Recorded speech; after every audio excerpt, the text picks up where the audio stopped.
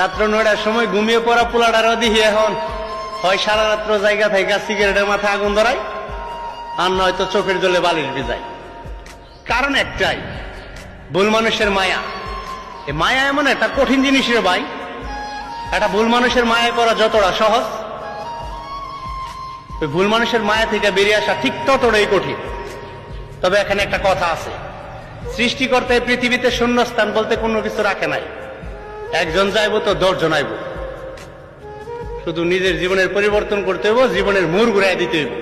এমনও তো হইতে পারে সৃষ্টিকর্তা তোমার জীবনে এমন একজন ভালো উত্তম মানুষ রাখছে যা তুমি কল্পনাও করতে পারো না। তাই নিজের পরিবর্তন করো, জীবনটারে সুন্দর করো। উদাহরণ আমি নিজেই। ধন্যবাদ।